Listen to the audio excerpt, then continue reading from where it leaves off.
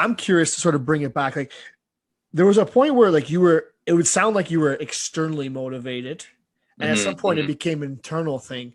Do you have a recollection like when that happened? When did you realize that like, okay, it used to be I was trying to make other people, in this particular case, your dad, make sure Hmm. I was performing to his standards. At what point did it become more for you?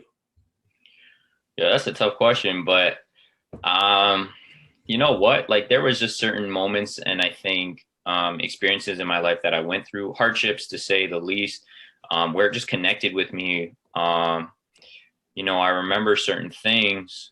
I remember one key thing actually, and this was at probably around the age of 16. So this was even before going into that whole fitness avenue. But my parents overall, like they've separated like three times. So I've had like windows where I was 8, then I was 16, and then I was like 22, 20, or maybe 24-ish, and it happened again.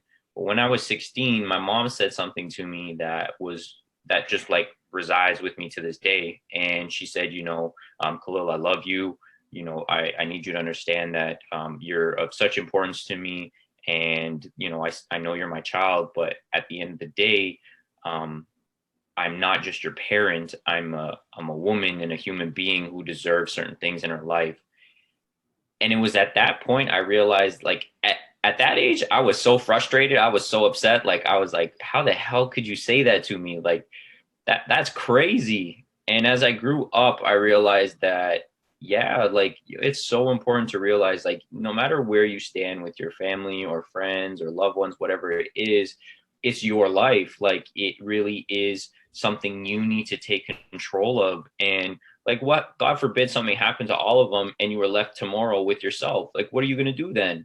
Like, how are Yeah. you going to be able to walk through this life feeling, moving, functioning, doing all the things you need to do if you don't make that investment, right? Mm-hmm. Like, you have to make that investment regularly to make sure that you come out of this world doing the things that you want to do. So, I remember hearing that, and yeah, it was very moving to this day. It's been 10 years, it's been 10 years since I last heard those words, but I'll never forget them because Mm-hmm. at that point in time, it kind of just clicked with me, like, um, okay, like, this is something that, if you want to live your life in a certain or walk, through a certain path and accomplish certain things, you can have support and you can have people who are, like you said, externally motivating you. But until you really get to a point where it's within yourself and you have those visions, you have those dreams and aspirations, and you constantly are willing to make those sacrifices to manifest it, it's going to be really tough, man. So Mm-hmm. that's kind of where it's all started for me. Yeah. Yeah.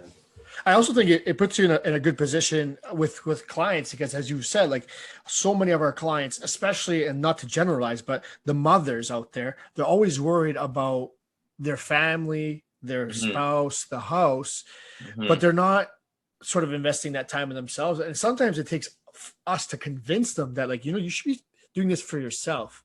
Because Yeah. if you're not in your best fitness, if you're not in your best mind space, you're not going to be able to be there to perform for others, right? So, Hmm. I would assume that this puts you in a good position when you're having these conversations with some of your clients.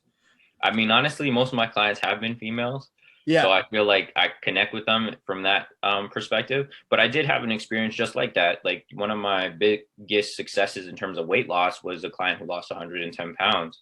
And, when she came to me, she was in a very similar position. Like, she just had gotten to a point in her life where I think it was just like enough's enough. Like, Yeah. I need to do something to make a change. Like, she could see in her family, like her youngest kid and her oldest kid, like how it was impacting them. And for her oldest kid, like, he was starting to become, overweight. He was, um, obviously not as healthy as she'd want him to be. And I think for her, she took a lot of pressure on that because it was just like, what can I say to him? Like, Mm-hmm. I'm in the I can't exact be the same example. position. Yeah. Yeah. Yeah. Like, what do I say?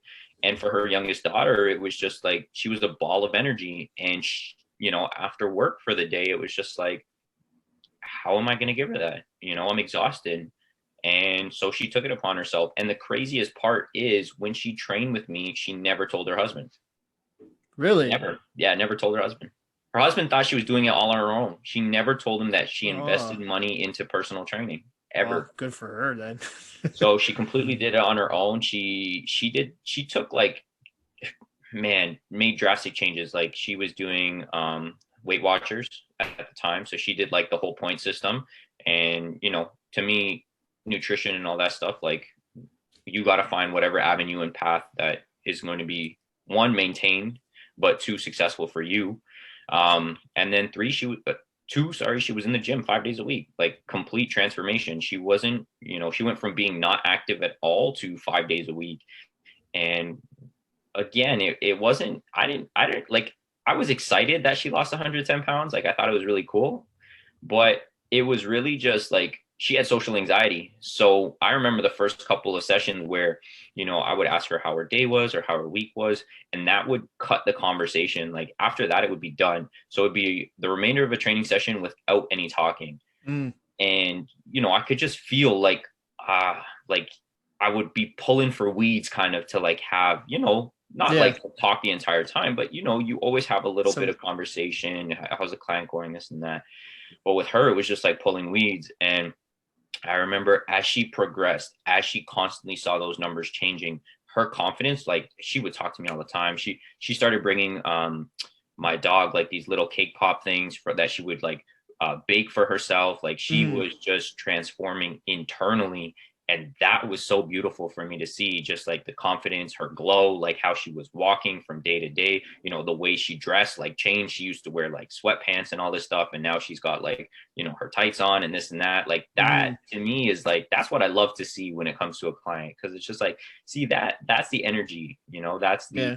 motivation, that's the positive thought, like everything about it really to me was just like, okay, now that's a transformation. Yeah.